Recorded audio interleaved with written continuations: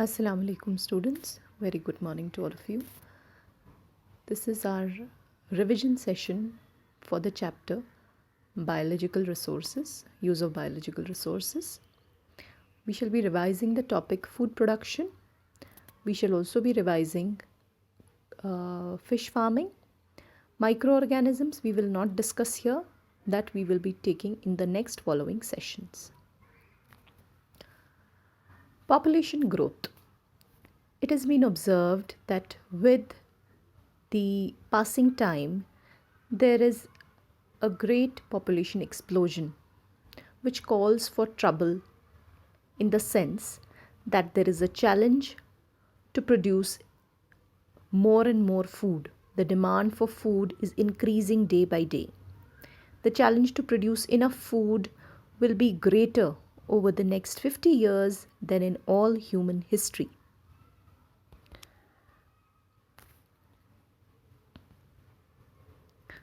Estimated total food production demand over 677 kilo exacal over the 1500 to 2010 period. Okay, so this means that there is a lot of demand for food production. To meet this increasing demand, it is very important that there is an increase in the yield. Okay, you know what yield is: the total amount of food produced per hectare of land in 1 year. Okay, so individually each farmer aims at increasing his own yield.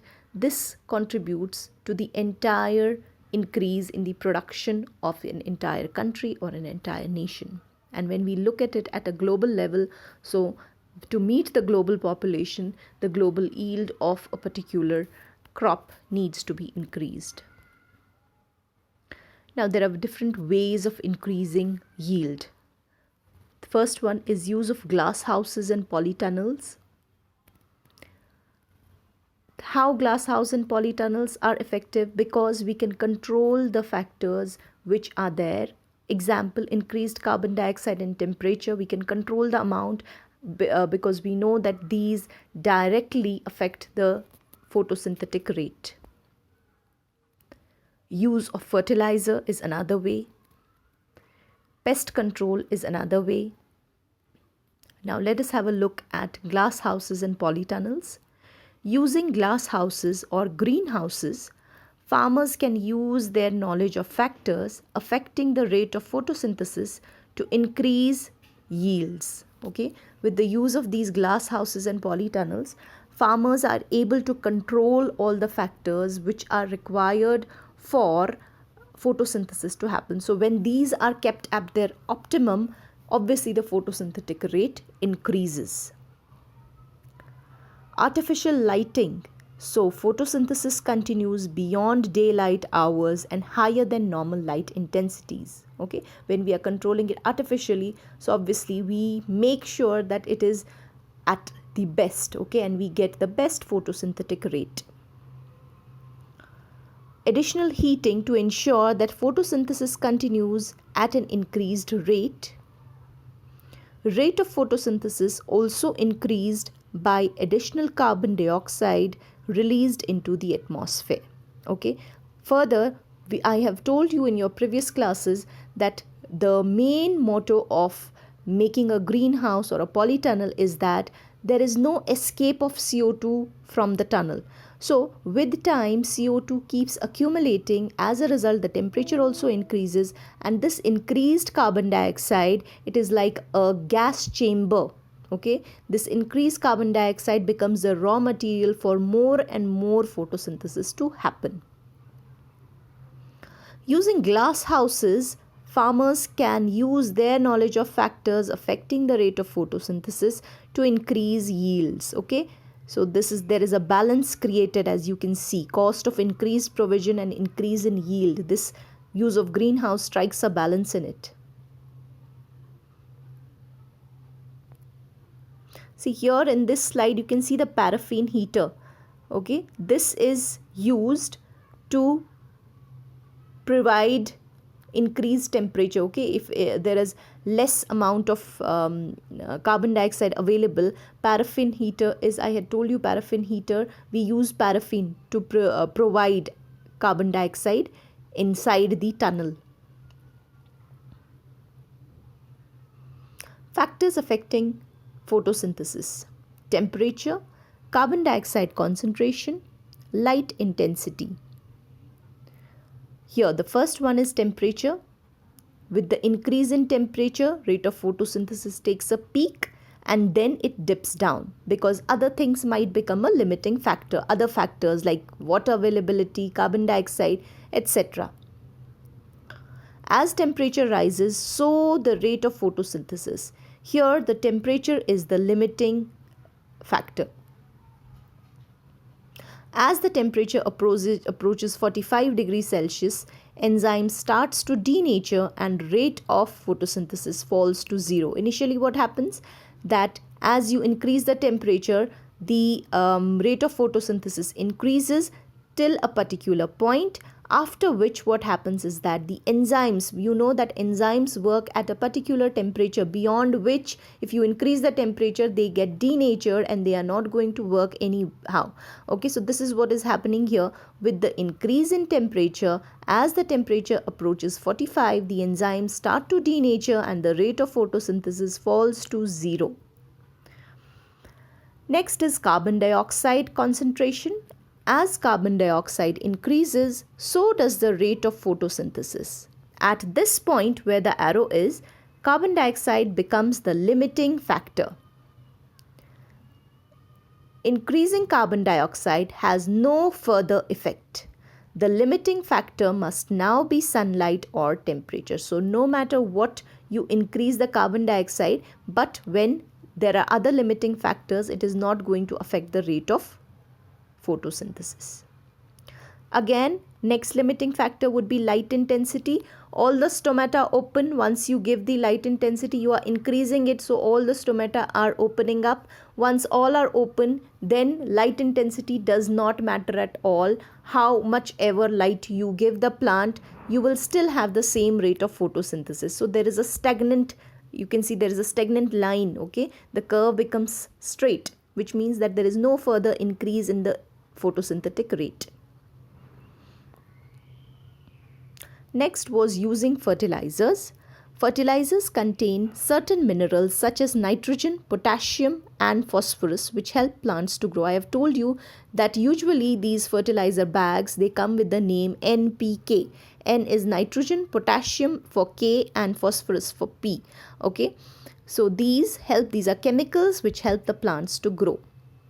Crop production is increased by replacing essential elements used by a previous crop or by boosting the levels of certain elements. Depending upon the need, the farmer adds the fertilizer. Nitrogen in particular is needed to build new plant proteins, so increasing growth. A pest. Okay, yes. Now the next one is pest control. But before that, I would like to add up here that there are use of manures or organic fertilizers as well. Okay, but obviously we have discussed the disadvantages of using organic, the advantages of using organic, the disadvantages of using inorganic fertilizers. Both have pros and cons, but with the increase in demand, most of the farmers prefer taking the inorganic, that is chemical fertilizers. Now there are some organic farms which use only manure, okay, but then obviously the cost increases. You must have observed in your supermarkets also that there is a section for organic stuff, and that is obviously costlier than the inorganic one. Okay, the next factor that affects yield is pest control. A pest is the farmer's enemy. A pest is the farmer's enemy. A pest is any animal or plant which has harmful effect on humans, their food or their living conditions. It could be direct damage as caused by feeding insects which eat leaves or burrow into stems, fruits or roots. Indirectly, it could be a fungal, bacterial, or viral infection that attacks the crop. Pest control can be done in two ways. One was pesticides, and the other that we learnt was biological control. Pesticide is a chemical that destroys agricultural pests. It could be a fungicide, it could be a herbicide, it could be a weedicide, it could be a molluscicide. And biological control, that is something when we introduce an organism, okay, not a chemical, we introduce an organism that will be the predator of the pest. Okay, see, look at this table here. Insecticides, those will kill insects, fungicides kill fungi, and herbicides kill the weed plants. Advantages of using pesticides: they are easily applied, they are very effective, quick results, and can be economical. Disadvantages: they can affect human health, they kill wildlife, cause pollution, and can enter the food chain, leading to bioaccumulation and biomagnification. For biological control, what is done is the use of a pest's natural enemy to control its population and spread. Example, the coconut moth. In Fiji, these pests were brought under control by introducing the fly Trichomia remota, a natural predator from Malaysia. Another example here, the winter moth. In Canada, these insects are pests of forests and shade trees. They have been controlled by a taconid fly and an Icummonid wasp.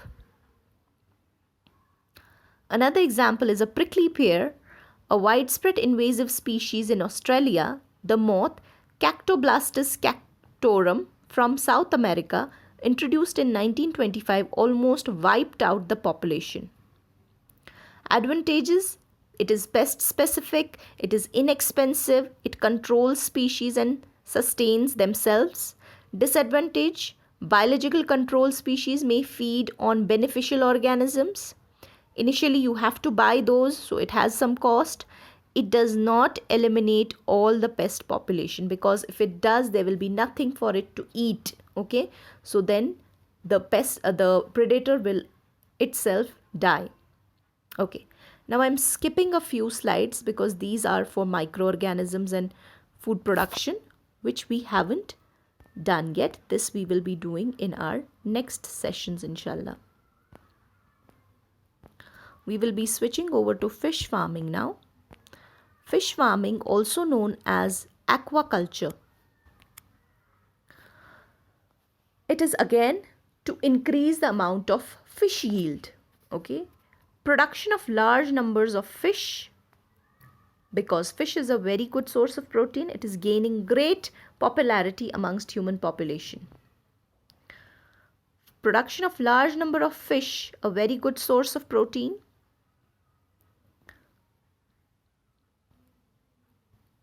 Features of fish farming. Fish are kept in nets and tanks. They are kept away from their predators like seals and birds. It keeps fish together and limits movement. Fish are fed on a special diet, so they maximize energy transfer and create minimum amount of feces, leading to less eutrophication. Eggs are artificially fertilized, young raised in special tanks, and predators to avoid predator attack. Okay, conditions are controlled, such as with growth hormones, antibiotics, whatever is required. Cleanliness, everything is taken care of. Crowding is avoided, because crowding means danger of diseases and parasites is high. Chemicals are added to control parasites, antibiotics, and control spread of diseases. Biological control is also used. A fish called wrasse eats lice of the salmon. Fungicides also used to prevent fungal infections. Water quality is maintained by constant monitoring. Waste products are regularly removed. Selective breeding is also done in fish farms. Okay, they choose the parents as per their requirements and then get the offsprings which have the desired characteristics. Okay, so this was all about today's revision lecture.